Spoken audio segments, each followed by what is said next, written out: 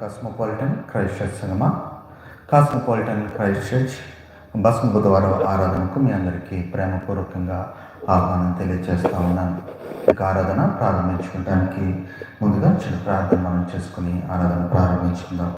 మహోన్నతుడైన మా దేవ, కృపగల మా తండ్రి, మా యొక్క జీవితాల్లో మరొక సంవత్సరంలో ఇక శ్రమకాల ధ్యాన కోడికల ప్రారంభ దినముగా ఇక భస్మ బుధవారపు ఆరాధన జరుపుకోవడానికి మీ యొక్క ఆలయంలో చేరవేయడానికి వచ్చిన గొప్ప ధన్యతను బట్టి, అవకాశాన్ని బట్టి మీకు వేలాలు వందనాలు తండ్రి. మీ యొక్క ఆరాధన ఆదరించి అంతం వరకు మీ కాపుదల, మీ రక్షణ భద్రత మా మీద ఉంచి ముందుకు నడిపించవలసిందిగా, ఎటువంటి శైతాను శక్తులు, దుష్ట శక్తులు, అంధకార శక్తులు, మతోన్మాద శక్తులు దరిదాపులకు రాకుండా మీరే కాచి కాపాడి ముందుకు నడిపించి సహాయం దయచేయవలసిందిగా, రానైనా ప్రతి బిడ్డను మీరే తీసుకుని వచ్చి ఈ యొక్క ఆశీర్వాదంతో నింపి మరి దీవించి కాచి కాపాడవలసిందిగా, లైవ్ జ్ఞాపకం చేసుకోవాల్సిందిగా వినయంతో బ్రతిమలాడి అడిగి వేడుకొంచున్నాము తండ్రి. ఆమేన్. ప్రధాన సంఘ ఈ యొక్క ఆరాధన ప్రారంభించడానికి ముందుగా ఒక కీర్తనతో దేవుని నామాన్ని కనపడతాం. ఆంధ్ర క్రైస్తవ కీర్తన పుస్తకం నుంచి 114వ నెంబరు, పెద్ద పుస్తకం నుంచి 332వ నెంబరు. అపరాధిని యేసయ్య కృప చూపి బ్రహ్మయ్య పాట మనం పాడుకుందాం. అపరాధిని యేసయ్య కృప చూపి బ్రహ్మయ్య, నిపమించకయని కృపలో అపరాధములను క్షమించు. అపరాధిని యేసయ్యా కృప చూపి బ్రహ్మయ్యా, సిలువాకు నిన్ను గోటితిని, తులువాలతో చేరితిని, కలుషాలులను మోపితిని, దోషుండ నేను ప్రభువా. పరాధిని యేసయ్యా కృప చూపి బ్రోవుమయ్యా, ప్రకాలు బల్లెపు పోటు గ్రాకున బడచుతిని, మిక్కిలి బాధించుతిని, మాకువ చూపితివయ్యా. అపరాధి యేసయ్యా కృప చూపి బ్రహ్మయ్యా, ముళ్ళాతో కిరీటంబు నల్లిని శిరమున నిడితి, నా వల్ల నేర మాయి చల్లాని దయగల తండ్రి.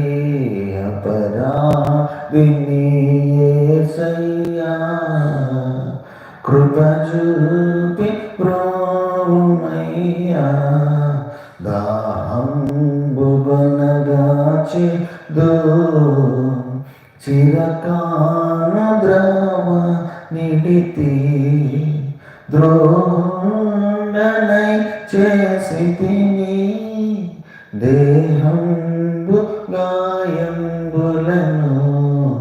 అపరాధిని యేసయ్యా కృప చూపి బ్రహ్మయ్యా, ఘోరంబుగా దూరితిని, నేరాంబులను చేసితిని, క్రూరుండనై కోటితిని, ఘోరంపు పాపిని దేవా.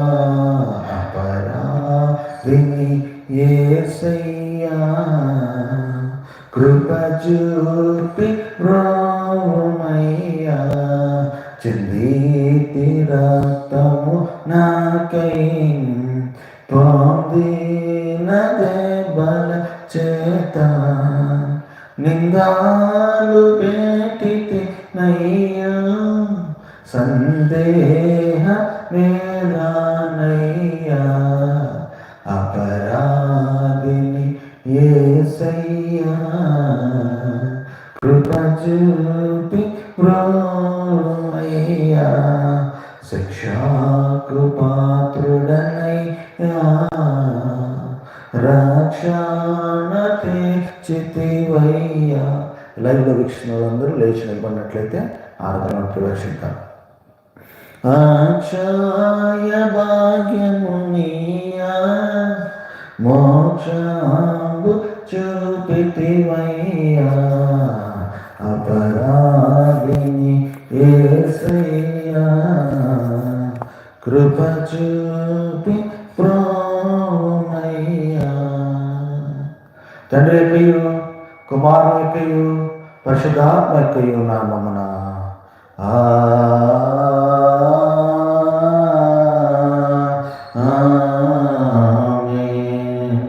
నీ వెలుగును నీ సత్యమును బయలుదేరచేము. అవి నాకు త్రోవ చూపును. అవి నీ పరిశుద్ధ పర్వతమునకును నీ నివాస స్థలమునకును నన్ను తోడుకొని వచ్చును. అప్పుడు నేను దేవుని బలిపీఠం వద్దకు నాకు ఆనంద సంతోషము కలుగుచే దేవుని వద్దకు చేరుదును. దేవా నా దేవా సితార వాయించు నీకు కృతజ్ఞతాస్థుతులు చెల్లించదును. ప్రభునందు ప్రియులారా, యథార్థ హృదయంతో మా తండ్రి అయిన దేవుని సమీపించి ఆయన ఎదుట మన పాపం ఒప్పుకొని మన ప్రభుని యేసుక్రీస్తు పేరిట మనకు క్షమాపణ దయచేయమని వేడుకుందాము. ప్రభువు నామము వలననే మనకు సహాయము కలుగుచున్నది. భూమి ఆకాశములను సృజించిన వాడు ఆయనే.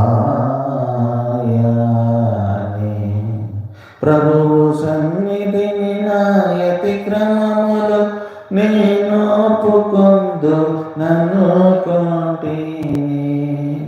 నీవు నా పాప దోషము పరిహరించి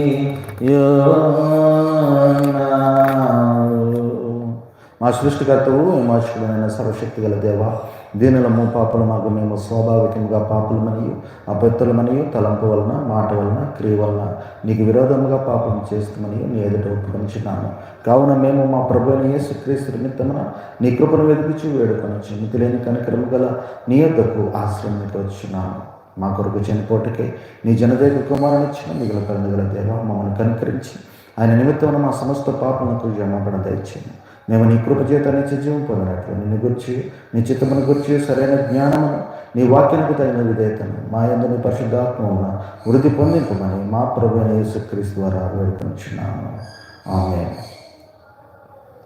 మన పరలోకపు తండ్రి సర్వశక్తి గల దేవుడు మనల్ని కనికరించి మన కొరకు చనిపోటకే తన యొక్క కుమారునిచ్చి ఆయన మూలమైన మన పాపములన్నింటినీ క్షమించుచున్నాడు. ఆయన నామమందు విశ్వాసం నుంచి వారికి దేవుని కుమారులంటకు అధికారం ఇచ్చును. వారికి తన పరిశుద్ధాత్మను అనుగ్రహించును. నమ్మి బాప్తిస్మం పొందిన వారు రక్షించబడును.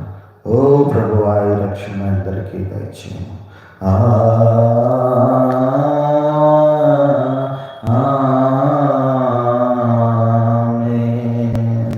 ఇక దినానికి ఏర్పాటు చేయబడిన ప్రత్యేక గీతము చదువుకుందాం. మా కొరకు నీ జనత యొక్క కుమారుని పంపినందుకు ఆయన యందు మానవుడిగా కనబడి నీ పూర్ణ మహిమను బయలుపరిచినందుకును నీకు స్తోత్రములు చెల్లించుచున్నాను. తండ్రికి కుమారునికి పరిశుద్ధాత్మకును ఆదియందు ఇప్పుడు ఎల్లప్పుడు యుగయుగములందు నాట్లు మహిమ కలుగును గాక. ప్రభువా మమ్మును కనికరించు. ప్రభువా మమ్మును కనికరించు. క్రీస్తు మమ్మును కనికరించు. క్రీస్తు మామును కనికరింతు.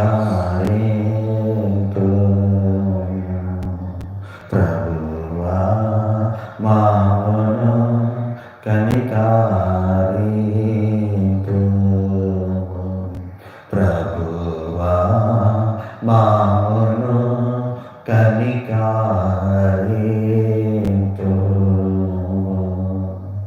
సర్వోన్నతమైన వాణిలో దేవునికి మహిమా కలుగును గాక. కలుగునున్నతమైన ఘన స్థలములందున ఇల్లకు సమాధానం నరుల కాయన దయ. ప్రభువైన దేవా పరమరాజ సర్వ పరిపాల పరిపూర్ణ శక్తి గల పరమా జనక నిన్ను మహిని స్తుతించుచు మరి పొగడుచున్నాను. మహిమపరచుచు ఆరాధించుచున్నాము నిన్ను. మహిమాతిశయము మదితాళంచియు నీకు మహిమా స్తుతి కృతజ్ఞతలిచ్చుచున్నాము.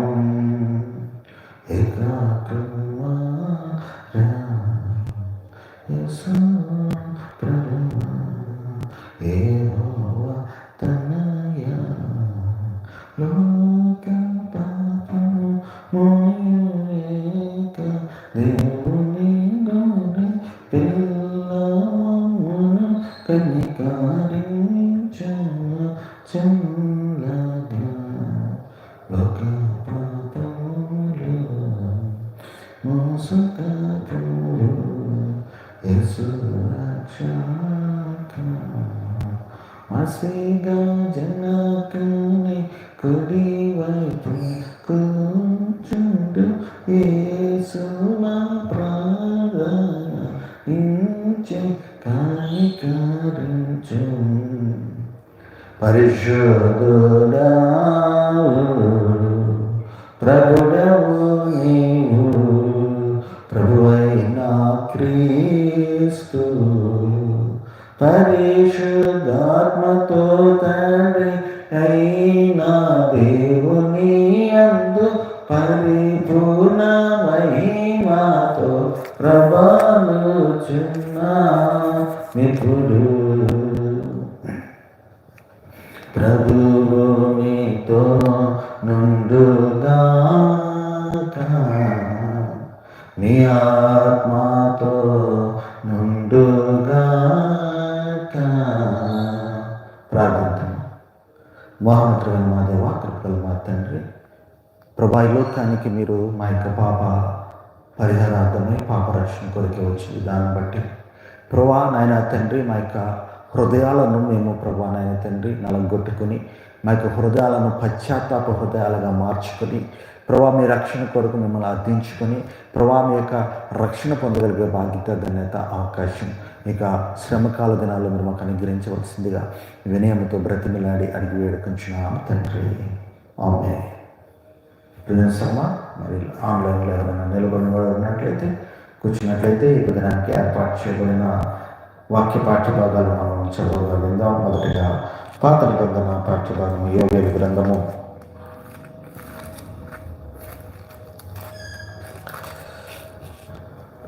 2వ అధ్యాయము 12 నుంచి 14 వచనాలు చదవగా విందాం.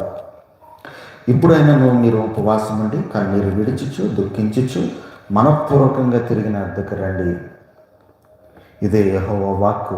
మీ దేవుడైన యెహోవా కరుణావాస్యములు గలవాడును, శాంతమూర్తియు, అత్యంత కృపగలవాడునై ఉండి తాను చేయనుద్దేశించిన కీడును చేయక పశ్చాత్తాప పడును గనుక మీ వస్త్రములను కాక మీ హృదయములను చింపుకొని ఆయన తట్టు తిరుగుడి.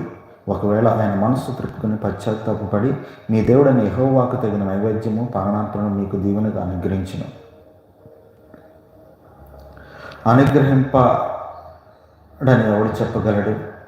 ఇంతటితో ఈ దినానికి ఏర్పాటు చేయబడిన పాత నిబంధన పాఠ్యభాగము ముగించబడి ఉన్నది.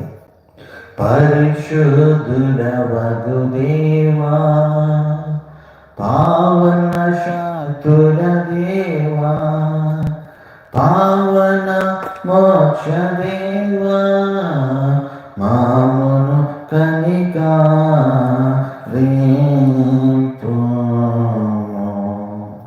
ఈ దినానికి ఏర్పాటు చేయబడిన పత్రిక పాఠ్యభాగము యోహాను రాసిన మొదటి పత్రిక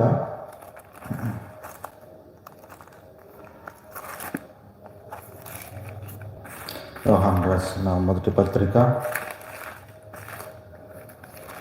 1వ అధ్యాయము 5 నుంచి 10 వచనాలు చదువుగా విందాం. యోహాను రాసిన మొదటి పత్రిక 1వ అధ్యాయము 5 నుంచి 10 వచనాలు.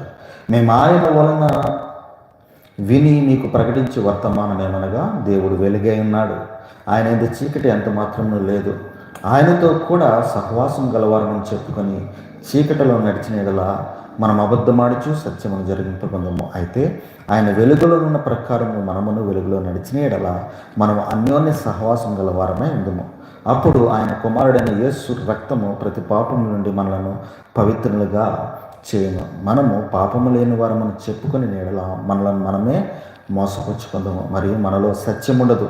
మన పాపములను మనము ఒప్పుకొని యెడల ఆయన నమ్మదగిన వాడును నీతిమంతుడును గనుక ఆయన మన పాపములను క్షమించి సమస్త దుర్నీతి నుండి మనలను పవిత్రులుగా చేయను. మనం పాపము చేయలేదని చెప్పుకునే యెడల ఆయనను అబద్ధికునిగా చేయవారమగుదము, మరియు ఆయన వాక్యము మనలో ఉండదు. ఇంతటితో ఈ దినానికి ఏర్పాటు చేయబడిన పత్రిక పాఠ్యభాగము ముగించబడి ఉన్నది. హల్లెలూయా హల్లెలూయా హల్లెలూయా. ఈ దినానికి ఏర్పాటు చేయబడిన సువార్త పాఠ్యభాగము లూకా సువార్త 18వ అధ్యాయము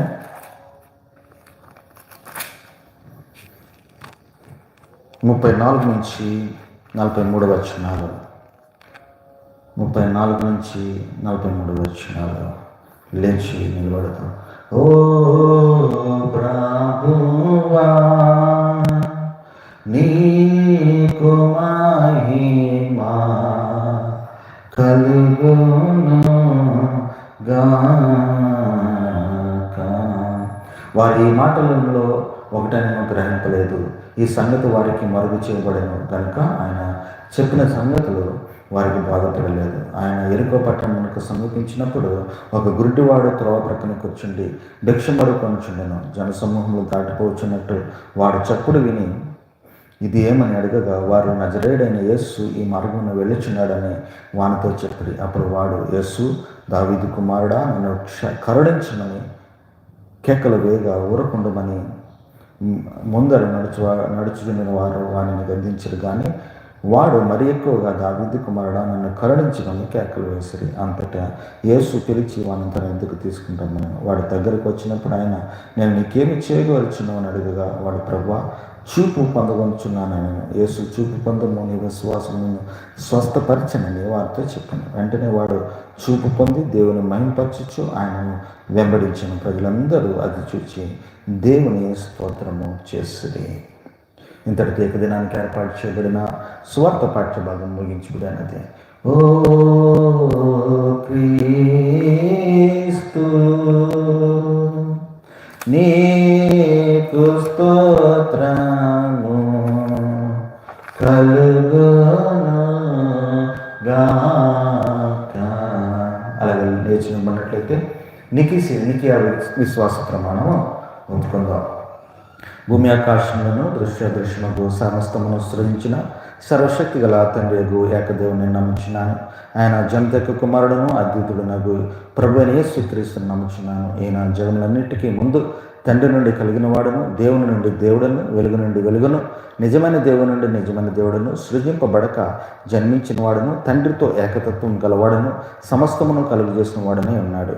ఈయన మానవుల మగు మన రక్షణ కొరకు పరలోకము నుండి దిగి కన్యకు మరియా నుండి పరిశుద్ధాత్మలను అవతరించి పుట్టి మనుషుడైనని, పొంతు పిలాతు అధికారము క్రింద మన కొరకు సిలువేయబడి శ్రమనుంది సమాధి చేయబడినని, లేఖనముల ప్రకారం 3వ దినం తిరిగి లేచి పరలోకమునికెక్కి తండ్రి యొక్క కుడి చేతి వైపున కూర్చుండి ఉన్నాడని, సజీవులకును మృతులకును తీర్పు చేటుకు తిరిగి మహిమతో వచ్చినని, ఆయన రాజ్యమునకు అంతం లేదని నమ్ముచున్నాను. తండ్రి నుండి కుమారుని నుండి బయలువెళ్ళొచ్చు, తండ్రితోనూ కుమారునితోనూ ఏకముగా ఆరాధించబడుచు మహింపరచబడుచు ప్రవక్తల ద్వారా మాట్లాడిన వాడును, జీవమునకు దాతయు ప్రభువుకు పరిశుద్ధాత్మను నమ్ముచున్నాను. మరియు పరిశుద్ధ క్రైస్తవ అపోస్తుల ఏకసంగమును నమ్ముచున్నాను. పాప పరిహారానికైనా ఒకే బాప్తిస్మం నమ్మకంచు మృతులకు ఉద్ధానం కొరకు రాబో లోక సంబంధము బ్రతుకు నిరీక్షించున్నాను.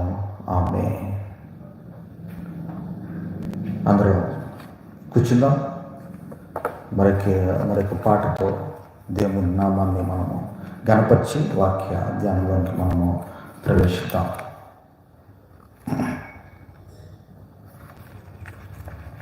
ఆంధ్ర క్రైస్తవ కీర్తన పుస్తకం నుంచి చిన్న పుస్తకం 67 నంబరు కీర్తన. సిలువ చెంత చేరిన నాడు కలుషములను కడిగివేయి. ఈ పాట మనం పాడుకుందాం. సిలువ చెంత చేరిన నాడు కలుషములను కడిగివేయు. సిలువ చెంత చేరిన నాడు కలుషములను కడిగివేయు. పౌలు వలెను శిలా వలెను, పౌలు వలెను శిలా వలెను, సిద్ధపడిన భక్తుల చూచి, సిద్ధపడిన భక్తుల చూచి, సిలువ చెంత చేరిన నాడు కలుషములను కడిగివేయు. కొండలాంటి బండాలాంటి మొండి హృదయంబు నన్ను మండించు. పండియన్నా పాపులనైనా, పండియన్నా పాపులనైనా పిలచుచుండే పరము చేరా, పిలచుచుండే పరము చేరా. సిలువ చెంత చేరిన నాడు కలుషములను కడిగివేయు. 100 గొర్రెల మందల నుండి ఒకటి తప్పి ఒంటరియాయే. 99 గొర్రెల విడచి, 99 గొర్రెల విడచి ఒంటరి అయినా గొర్రెను వెదకెన్. సిలువ చెంత చేరిన నాడు కలుషములను కడిగివేయు. తప్పిపోయిన కుమారుడు తండ్రిని విడచి తరలిపోయే. తప్పిపోయిన కుమారుడు తండ్రిని విడచి తరలిపోయే. తప్పు తెలిసి తిరిగి రాగా, తప్పు తెలిసి తిరిగి రాగా తండ్రి అతని చేర్చుకొనెను. తండ్రి అతని చేర్చుకొనెను. సిలువ చెంత చేరిన నాడు కలుషములను కడిగివేయు. పాపిరావా పాపము విడచి పరిశుద్ధుల విందులో చేరా. పాపుల గతిని పరికించితివా, పాపుల గతిని పరికించితివా, పాతాళంబే వరి అంతం, పాతాళంబే వరి అంతం, సిలువ చింత చిరునాడు కలుషములను కడిగివేయు. హల్లెలూయా. ప్రదర్శనమా వాక్య ధ్యానంలోకి మనం ప్రవేశించున్నాం. చదవబడిన వాక్య భాగాల్లో మనం చూసినట్లయితే యోవేలు గ్రంథము 2వ అధ్యాయము 12 నుంచి 14 వచనాలు మనం చూసినట్లయితే, ఇప్పుడైనను మీరు ఉపవాసం ఉండి కన్నీరు విడుచుచు దుఃఖించుచు మనపూర్వకముగా తిరిగి నా యొద్దకు రండి. ఇదే యెహోవా వాక్కు. మీ దేవుడైన యెహోవా కరుణా వాత్సల్యములు గలవాడును శాంతమూర్తియు అత్యంత కృపగలవాడు అయి ఉండి తాను చేయనుద్దేశించిన కీడును చేయక పశ్చాత్తాపపడును గనుక మీ వస్త్రములను కాక మీ హృదయాలను చింపుకొని ఆయన తట్టు తిరుగుడి. పశ్చాత్తాపపడే దేవుడు మన యొక్క దేవుడు. మన యొక్క దేవుడు ఇక్కడ మనం చూసినట్లయితే, మీ దేవుడైన యెహోవా కరుణా వాత్సల్యము గలవాడును శాంతమూర్తియు అత్యంత కృపగలవాడు నుండి తాను చేయనుద్దేశించిన కీడును చేయక పశ్చాత్తాపపడును కనుక. మన యొక్క దేవుడు మనకు ఎటువంటి కీడు చేయకుండా ఉండటానికి, ఎంత బాధ అయినప్పటికీ మనము ఆయనకి వ్యతిరేకంగా చేస్తున్న పనులు బట్టి కానీ, అతనికి దూరంగా జరిగిపోయి జీవిస్తున్న జీవితాన్ని బట్టి కానీ, అతనికి సమయాన్ని కేటాయించలేని జీవితం జీవిస్తున్న దాన్ని బట్టి కానీ, దేవునికి ఎంతో కోపము, ఎంతో రౌద్రము, ఎంతో ఆవేశము రావచ్చు. కానీ మళ్ళీ అదే సమయంలోనే నా యొక్క బిడ్డలు ఈ విధమైన పరిస్థితుల్లో ఉన్నారు కాబట్టి నేను వారి యందు పశ్చాత్తాపడతానంటే వారిని నేను శిక్షించను, వారిని శపించను అనే వ్యక్తిగా ఉన్నాడంట. ఎప్పుడంటే మీ వస్త్రములను కాక మీ హృదయములను చింపుకొని ఆయన తట్టు తిరుగుడి. ఒకవేళ ఆయన మనస్సు త్రిప్పుకొని పశ్చాత్తాపడి మీ దేవుడైన యెహోవాకు తగిన నైవేద్యమును పానార్పణమును మీకు దీవెనగా అనుగ్రహింపడని ఎవడు చెప్పగలడు? ప్రదర్శనమా దేవుడు అనేకమైన సందర్భాల్లో మనల్ని అనేక రకాలుగా క్షమిస్తూ వస్తున్న విధానం. ఈ యొక్క శ్రమకాల దినాల్లో 40 దినాల్లో మొట్టమొదటగా మనము ఆలోచన చేయాల్సిన, మాట్లాడాల్సిన మాట ఏమిటంటే పశ్చాత్తాప హృదయం. ఇక దినాల్లో మనం ఎందుకు పశ్చాత్తాపడాలని మనం అనుకుని ఉండొచ్చు. మనము ప్రార్థన చేసుకుంటా ఉన్నాం, బైబిల్ చదువుకుంటా ఉన్నాం, అలాగే మరి దేవుని యందు ఆసక్తి కలిగి ఉన్నాం. అయితే ఇక ప్రార్థన, ఈ యొక్క మరి బైబిల్ చదువుకొనట, దేవుని యందు ఆసక్తి కలిగి ఉండట అనేది నీ యొక్క స్వార్థం కోసం, అంటే నువ్వు బాగుండాలని, నీ కుటుంబం బాగుండాలని, నీ యొక్క వ్యాపారము, నీ యొక్క ఉద్యోగం బాగుండాలని నువ్వు దేవుని యందు భయభక్తులు కలిగి ఉంటున్నావు. అయితే దేవుడు అంటా ఉన్నాడు, నీవు పశ్చాత్తాపడుతున్నావా? ఎందుకు పశ్చాత్తాపడాలేసియా నేను అని అడిగినట్లయితే, నీవు నాకు సమయాన్ని కేటాయించని దానిని బట్టి నువ్వు పశ్చాత్తాపడుతున్నావా? నేను రాత్రికాల సమయంలో కూడా నేను చెప్పడం జరిగింది పశ్చాత్తాపం. ఎందుకంటే ఇక బిజీ షెడ్యూల్స్లో, బిజీ లైఫ్లో, ఇక సిటీ లైఫ్లో మనం అన్నీ మంచిగా చేస్తాము, అందరి చేత మంచిగా అనిపించుకుంటున్నాం, అందరి చేత క్రైస్తవులు అనిపించుకుంటున్నాం, అందరి చేత విశ్వాసాలు అనిపించుకుంటా ఉన్నాం. కానీ పశ్చాత్తాపం మనలో లేదు. ఎందుకంటే మనము దేవుని యొక్క సమయాన్ని దొంగిలిస్తున్న విధానాన్ని బట్టి మనం పశ్చాత్తాపం కలిగి ఉండాలంట.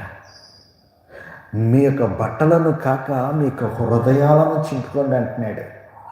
మీ వస్త్రములను కాక మీ హృదయములను చింపుకొని ఆయన తట్టు తిరుగుడి అంటున్నాడు ప్రియదేవుని సినిమా. ఇక సమయంలో దేవుడు చెప్తా ఉన్నాడు, ఇక పాత నిబంధన పాఠ్యభాగంలో మనతో మాట్లాడుతూ ఉన్నాడు. పశ్చాత్తాపం అనేది ఇక శ్రమకాల దినాల్లో మనం అనుకునే వచ్చి, నేనెందుకు పశ్చాత్తాపడాలి, దేవునికి ఎన్నో కార్యాలను చేస్తూ ఉన్నాను, దేవుని నామాన్ని కనపరుస్తూ ఉన్నాను, దేవునికి ప్రార్థన చేస్తూ ఉన్నాను. అయితే దేవునికి ఇవ్వాల్సిన సమయాన్ని నువ్వు ఇస్తా ఉన్నప్పుడు దేవుని ఎంతగానో ఆయన పశ్చాత్తాపడి ఏమొస్తుందండి ఇక్కడ?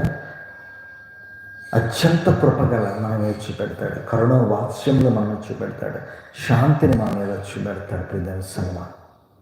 కాబట్టి ఇక సాయంకాల సమయంలో పశ్చాత్తాప హృదయాలు మనం కలిగి ఉండాలని ఇక పాత నిబంధన పాఠ్యభాగంలో దేవుడు చెప్తా ఉన్నాడు. ఉపవాసం ఉండి అంటున్నాడు. ఉపవాసం అంటే ఏదో శారీరకంగా మనం ఉపవాసం ఉన్నంత మాత్రాన మన జీవితాల్లో గొప్ప కార్యాలు జరిగిపోవు. No, never.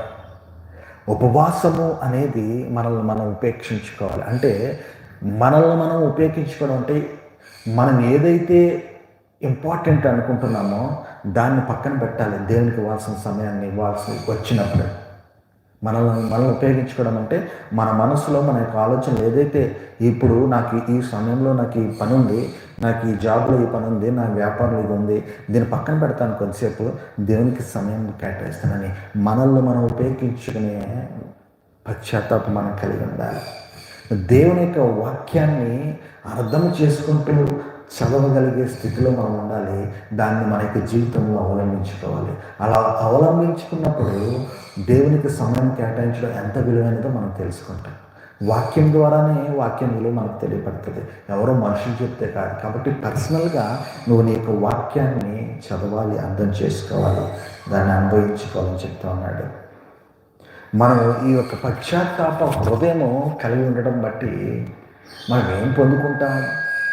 ప్రభువా నన్ను క్షమించు, ప్రభువా నన్ను రక్షించు అన్నాడు విధానం బట్టి మనం ఏం పొందుకుంటాము అంటే మనం పరలోకాన్ని పొందుకుంటాం, మోక్షాన్ని పొందుకుంటాం అనేసి ఈ దిన పాత నిబంధన పాఠ్యభాగంలో దేవుడు మనతో మాట్లాడుతూ ఉన్నాడు పెద్ద సంగమా. అలాగే పత్రిక పాఠ్యభాగంలో ఒకసారి చూద్దాం.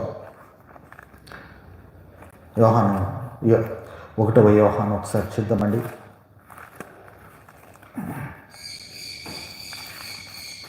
1వ యోహాను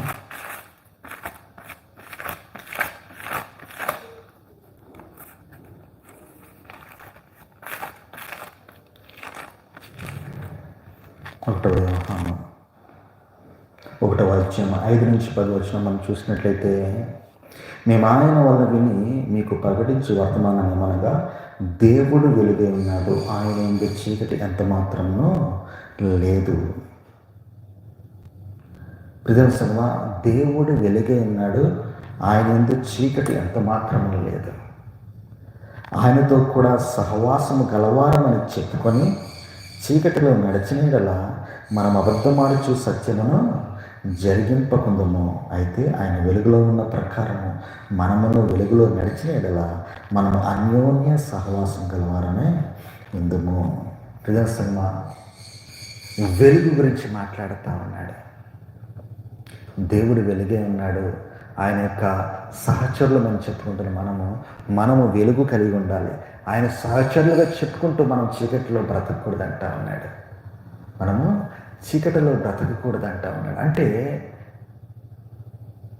మన యొక్క విశ్వాస జీవితాలు అనేక మందికి కనిపించే విధంగా ఉండాలి, అనేక మందికి కనిపించే విధంగా ఉండాలి. తద్వారా మనము ఆ యొక్క విశ్వాస జీవితాలు అనేక మందికి కనిపించడం ద్వారా అనేక మందిని దేవుని వైపు త్రిప్పే వెలుగుగా మనం ఉండాలి. మనం క్రైస్తవులు అని చెప్పుకుంటున్నాం, విశ్వాసం అని చెప్పుకుంటా ఉన్నాం. అలాగే దేవుని యందు భయభక్తులు కలిగిన వారిని చెప్పుకుంటా ఉన్నాం. ఇవన్నీ కూడా ఎప్పుడండి మనం క్రైస్తవులం? మన పండగలు వచ్చినప్పుడు క్రైస్తవులమా? ఆదివారం క్రైస్తవులమా? మన ఇంట్లో ఫంక్షన్కి క్రైస్తవులమా? దేవుడు చెప్తా ఉన్నాడు, నీ యొక్క విశ్వాస జీవితము అనేక మందికి కనిపించాలి. అంటే నువ్వు స్పెషల్గా ఏమన్నా చేయాలి. క్రిస్మస్ అందరూ చేసుకుంటారు, అలాగే ఇళ్లలో ఫంక్షన్స్ అన్నీ అందరూ చేసుకుంటారు. కానీ కొత్తగా ఇతరులు నీ వైపు చూడగలిగే కార్యాన్ని నీవు చూపించగలిగినట్లయితే వెలుగు అనేది నీ నుంచి బయలు వెళుతుంది అనేది. అనేక మంది తెలియని దానిని నువ్వు తెలియపరచిన విధానం బట్టి నువ్వు వెలుగుగా ఉండాలి. ఏమండి, ఇప్పుడు ఇంత లైటింగ్ ఉంది, ఈ లైటింగ్లో మళ్ళీ నువ్వు వెళ్ళి టార్చ్ లైట్ అయితే నీ టార్చ్ లైట్ని ఎవడని చూస్తాడా? ఎక్కడైతే చీకటి ఉందో అక్కడ నువ్వు టార్చ్ లైట్ అయితే ఎవడబ్బా లైట్ వేసాడు అని చూస్తాడు. కాబట్టి నీ యొక్క వెలుగు అనేక మందికి ఉపయోగపడేలాగా ఉండాలి. నీ యొక్క వెలుగు ఎవరికైతే ఉపయోగమో వారికి ఉపయోగపడేగా ఉండాలి.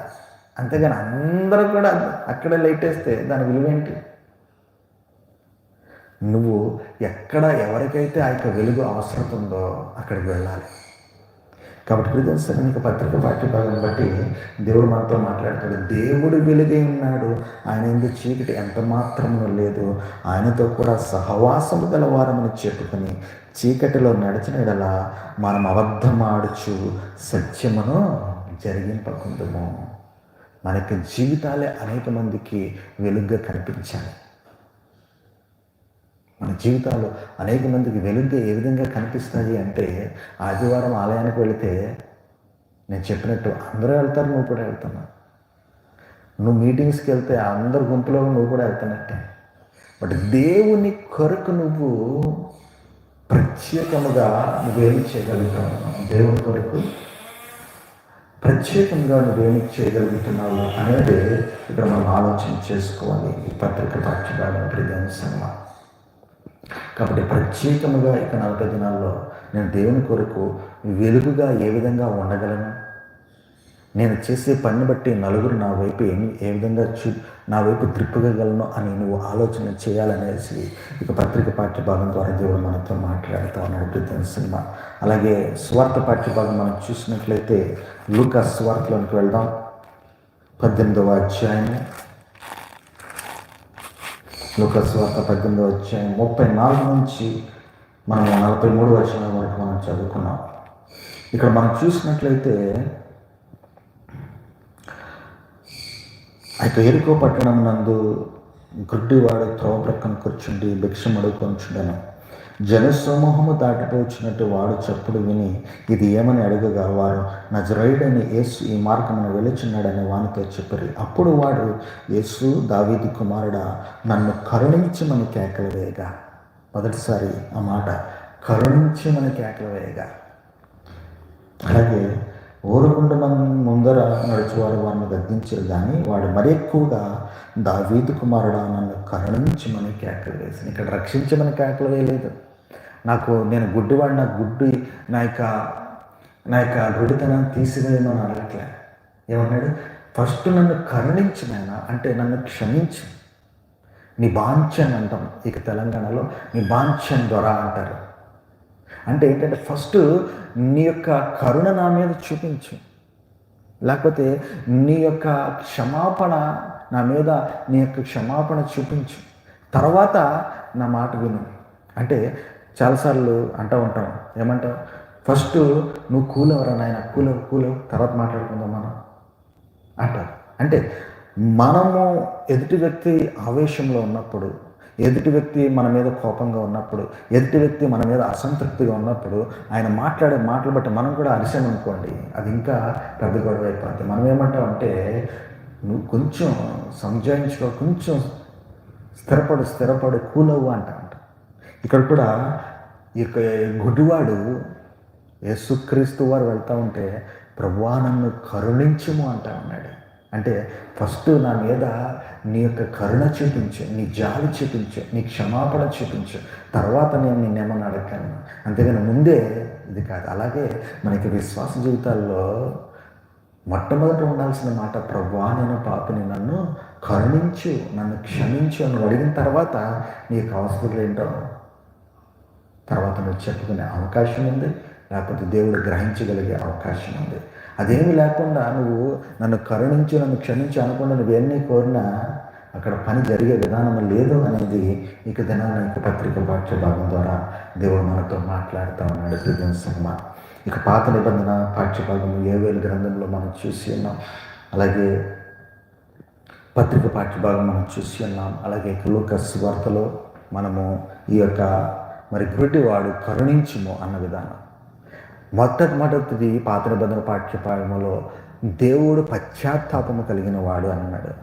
వారి యొక్క అనుచరులుగా ఉన్న మనము పశ్చాత్తాపడాలి మొట్టమొదటి. రెండవది, మనము వెలుగే ఉన్నాం, మన యొక్క వెలుగును బట్టి అనేక మందికి అది ఉపయోగపడాలి. లేకపోతే ఎవరికైతే ఉపయోగమో అక్కడ మన యొక్క వెలుగే ఉండాలి, లేకపోతే ప్రత్యేకించబడి ఉండాలి మనం అన్నాడు. ఇక్కడ సువార్త పాఠ్యభాగంలో కరుణించమని దేవుణ్ణి అడగాలి, తర్వాత నీ యొక్క అవసరతలు దేవునికి తెలియచెప్పాలంటారు అన్నాడు. ఇక చిన్న వాక్యాన్ని దేవుడు ఆశీర్వదించి దీవించి కాచి కాపాడి ముందుకు నడిపించిన దాకా ప్రార్థన చేసుకుని ముగింపు ప్రార్థన ఆశీర్వాదాలతో ఇక బసవ బుధవారపు ఆరాధన మనం ముగించుకుందామండి. మహోన్నతుడైన మా దేవ, కృపగల మా తండ్రి, గొప్ప దేవ, ఇక ఉదయకాల సమయంలో ప్రభా ఇక బసవ బుధవార ఆరాధన జరుపుకుంటారు. మీరు ఇచ్చిన గొప్ప ధన్యతను బట్టి, అవకాశాన్ని బట్టి మమ్మల్ని ఈ యొక్క ఆరాధన అంతట్లో కాచి కాపాడిని బట్టి వందనాలు తండ్రి. ప్రభావమైనటువంటి సైతాన శక్తులు, అంధకార శక్తులు, మతోన్మాద శక్తులు ఈ యొక్క ఆరాధన క్రమంలో ఉండకుండా కాచి కాపాడి ఆరాధనను విజయవంతంగా ప్రభావైన ముగించుకుంటారని వచ్చిన సాయం బట్టి వందనాలు. మీరు అనిపించిన వాక్యాన్ని బట్టి వందనాలు తండ్రి. పశ్చాత్తాప హృదయాలు మీరు కలిగి ఉండాలన్నారు ప్రభా, అలాగే వెలుగై ఉండాలన్నారు ప్రభా, అలాగే ప్రభా మిమ్మల్ని మీ యొక్క కరుణను పొందుకునే వారుగా ఉండాలన్నారు ప్రభా. నాయన మీ యొక్క పశ్చాత్తాపము, మీ యొక్క వెలుగు, మీ యొక్క కరుణ మా యొక్క జీవితాలు ఉండేలాగా మమ్మల్ని ఆశీర్వదించుకుని ఆయన కాస్మోపాలిటన్ క్రైస్ట్ సంఘ సభ్యులైన షాలే సిస్టర్, అమృత బాబు, శేఖర్ డానియల్, మమతా, మీనా, జ్యోతి అరుణ, రమా గారు, జయప్రద గారు, ప్రభాకర్ గారు, సురేష్ గారు, శాంత గారు, కనకరాజు గారు, మల్లికా మేరీ కుటుంబం, జ్యోతి లక్ష్మి కుటుంబం, అనిత సృష్టి గారి కుటుంబం, ప్రభాకర్ గారి కుటుంబం, అబ్రహాం గారి కుటుంబం, ప్రసాదరావు గారి కుటుంబం, రామా గారి కుటుంబం జ్ఞాపకం చేసుకుని ఇక బసవ బుధవారం యొక్క ప్రత్యేకమైన దీవంతో వారు దీవించి కాచి కాపాడి ముందుకు నడిపించిన ప్రభా నాయన వందనాలు తండ్రి. ప్రభావ ఇక 42 దినాలు ప్రభా నాయన తండ్రి మిమ్మల్ని తండ్రి ప్రభా పశ్చాత్తాప హృదయాల్లో మీ సన్నిధానం చేరి మీ యొక్క కరుణ, మీ యొక్క వెలుగు, మీ యొక్క ప్రభా నాయన తండ్రి ప్రభా పశ్చాత్తాపం పొందుకొని మా యొక్క జీవితాలను స్థిరపరచుకునే బాధ్యతను గురించి ముందుకు నడిపించండి ప్రభా వందనాలు. ఇక ఆరాధన ముగించుకొచ్చిందిగా తండ్రి. ఇక బసవ బుధవారికి ఆరాధన యొక్క ప్రత్యేకమైన దీవెనతో ప్రభా నాయన తండ్రి అమ్మగారిని, నాన్నగారిని, ఉద్యోగంలో వచ్చిన కుటుంబాలు నిన్ను ఆర్చిని నేడు సింఫ్ని ప్రభావాల తండ్రి నా యొక్క దేన కుటుంబం, నన్ను దాతని కుషిని ప్రిన్స్ నిండాలుగా ఆశ్రయించవలసిందిగా వినయంతో బ్రతిమలాడి అడిగి వేడుకుంటున్నాను తండ్రి. ఆమేన్. పరలోకమందున మా తండ్రి, నీ నామం పరిశుద్ధపరచబడును గాక, నీ రాజ్యం వచ్చును గాక, నీ చిత్తం పరలోకమందు నెరవేర్చినట్లు భూమి మీద నెరవేరును గాక. మన ఆహారం మాకు దయచేయండి, విడల అపరాధం చేసిన వాళ్ళని క్షమించిన ప్రకారం అపరాధం క్షమించు, శోభను త్యాగాలను తప్పించి రాజ్యము, శక్తి, మహిమ నిరంతరం నీవే నావు తండ్రి. ఆమేన్. తండ్రి దేవుని యొక్క ప్రేమ, కుమారుని యొక్క సమాధానం, పరిశుద్ధాత్మ యొక్క అన్యోన్య సహవాసం ఎల్లప్పుడూ లైవ్లో వీక్షిస్తున్న ప్రతి బిడ్డకు ఇక సహజులందరికీ తోడైంది కాచి కాపాడి ముందుకు నడిపించును గాక. ఆమేన్. సిలువారాత దారాలు ప్రవహించుచున్నాయి, ఎవరైనా దానిలో మునిగిన శుద్ధి నందేదారు. నేనెరుగుదు యేసు నాకు రాకు, నేనెరుగుదు యేసు నీకు రాకు. సిలువలో నా బలియాయి నన్ను రక్షింపాను, సిలువలో నా బలియాయి నిన్ను రక్షింపాను. సిలువరాత ప్రవహించుచున్న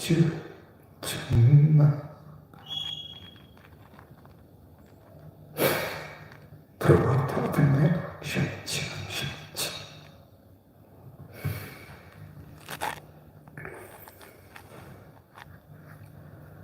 అందరికీ వందనాలండి. ఇక బుధవారపు ఆరాధన, బసవ బుధవారపు ఆరాధన ఇంతటితో ముగించబడింది. God bless you, God bless you abundantly.